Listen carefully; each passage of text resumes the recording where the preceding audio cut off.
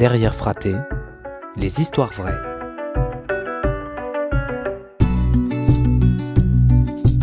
Dans le quartier Bonnefoy, au nord de Toulouse, des enfants déambulent dans la chaleur d'un petit local. Ils vont et viennent entre les livres, les doudous, la dinette, rejoignent pour un moment la grande table où discutent une poignée de parents et de bénévoles autour d'un café. Nous sommes ici à la Maison des Familles de Toulouse, la 13e de ce genre en France. Là, les parents viennent jouer avec leurs enfants, suivre des ateliers ou juste souffler un peu. 2 salariés et une équipe de bénévoles les accueillent. Ils s'attachent à rompre l'isolement de ces mamans, ou plus rarement, des quelques papas qui poussent la porte du petit local.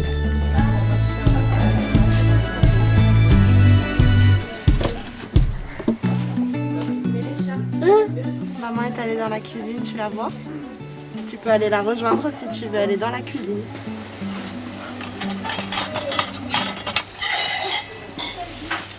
Quel âge il a? 15 mois. Dimitri a aimé la cuisine.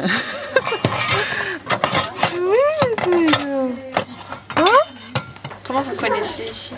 Je suis allée au parc avec Dimitri et j'ai parlé avec une fille et elle m'a dit qu'il portait son enfant ici.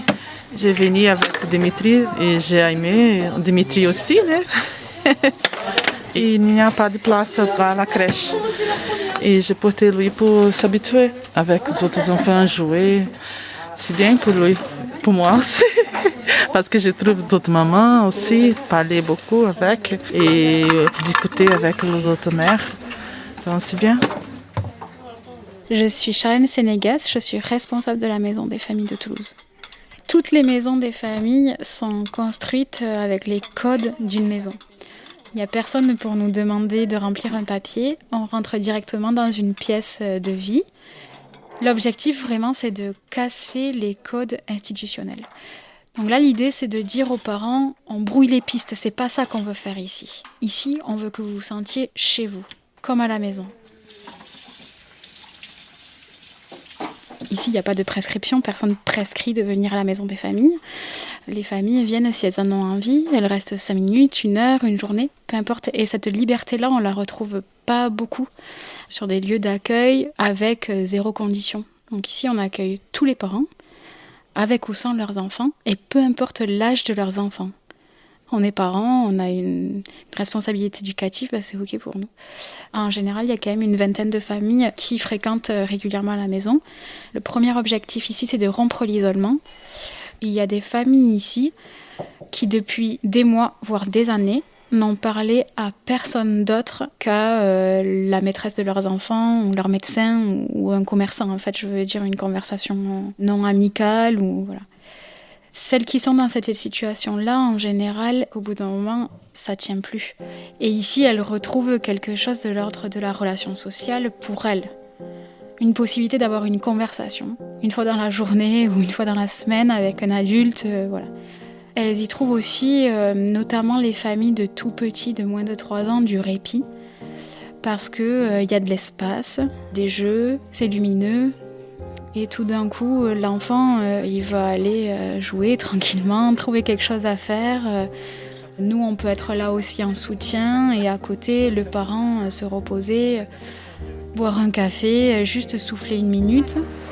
Donc on va retourner la carte, c'est un jeu de rapidité. Il faut le plus rapidement possible trouver l'objet qu'il n'y a pas représenté sur la carte. Allez, on va tester un coup. 1, 2, 3. La Bible. Et puis, l'échange entre parents. C'est dur d'être parent et parfois, même la plupart du temps, c'est hyper chouette. Mais si on n'en discute pas avec d'autres, on a tendance à se dire ça, j'y arrive pas, ça, j'y arrive pas. On ne dira jamais à un parent, c'est pas comme ça qu'il faut faire, c'est comme ça. Par contre, ils vont nous voir. Ils vont nous voir nous accroupir pour dire bonjour à leurs enfants, dire calmement « non, je ne suis pas d'accord avec ça ». Donc en fait, au fur et à mesure, on s'est rendu compte que ça marchait vraiment, l'effet miroir. Ils voient aussi toute une palette de pratiques éducatives et chaque parent peut piocher ici les pratiques de chacun, des choses qu'il voit réussir chez d'autres enfants Et aussi de dire, moi ce que je fais ça marche et ce parent-là c'est plus difficile pour lui, mais moi ça fonctionne bien, alors pourquoi je lui donnerais pas ce tuyau-là ? Moi je connais pas du tout ces objets. Je connais pas. Quels objets? Ça. Un lecteur de CD. Ouais. Allez, viens. Je m'appelle Touria, j'ai 30 ans. J'habite à quartier Saint-Simon, à Toulouse. Et ça fait pas longtemps que je suis ici à la France, ça fait 2 ans et quelques mois. J'ai 3 enfants, Marwan 9 ans, Amine 5 ans et le petit 5 mois.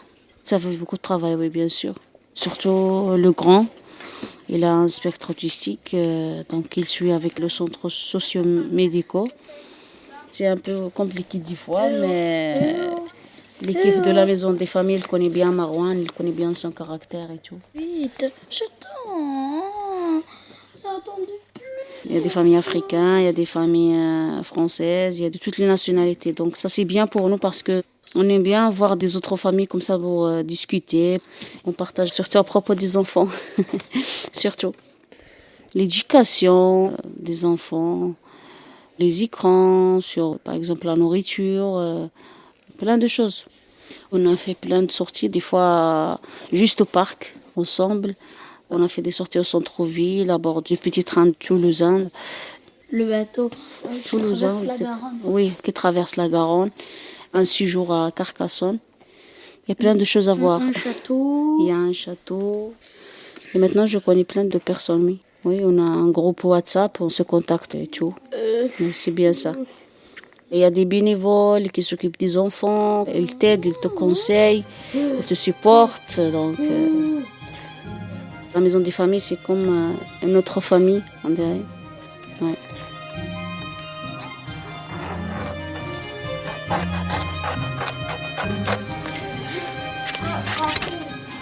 C'est qui ça? Moi. Toi, tu es où? Elle est là. C'est Ryan. Et là? Papa. Et là? Maman. Et là? Et Allah. Il y a toute ta famille qui est dessinée? Oui. Il y a un temps qui s'appelle le conseil de maison, à peu près toutes les 6 semaines, où tous les parents et tous les bénévoles sont invités pour discuter de ce qu'on a envie de vivre ensemble les semaines qui arrivent. Je sais pas, se promener en centre-ville mercredi après-midi. Ok, d'accord. Comment on fait pour y aller? C'est quoi les bus? Si tout le monde ne peut pas payer, comment on fait? Tout est discuté pour que le parent se dise « je suis capable de discuter, de défendre mes idées, d'être dans l'échange, la bienveillance et à décider tous ensemble ». C'est un castor. Oui, un castor. Et ça, c'est quoi?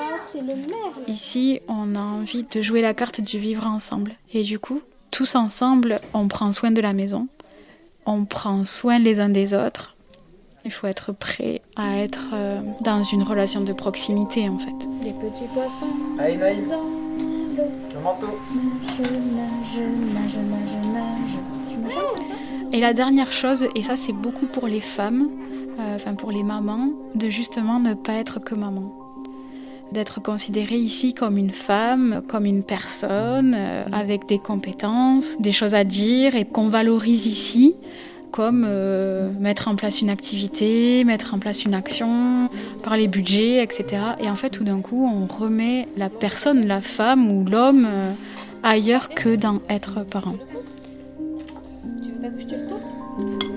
Le caco. Je m'appelle Nathalie, j'ai 26 ans et j'ai 2 enfants. Une petite fille qui s'appelle Lina qui a 3 ans et demi et un petit garçon qui va bientôt avoir 2 ans. J'ai accouché de mon fils à l'hôpital Paul de Viguier et j'ai été suivie par une assistante sociale là-bas et qui m'a donné une liste de lieux que je pourrais fréquenter avec mes enfants. J'avais une situation compliquée avec le papa, on était en séparation et il y a eu le premier confinement. Je suis restée toute seule avec mes enfants et le premier mois, pendant un mois, je ne suis pas du tout sortie et ça a été très très compliqué à gérer. Moi j'ai grandi en famille d'accueil donc je n'ai pas de famille du tout.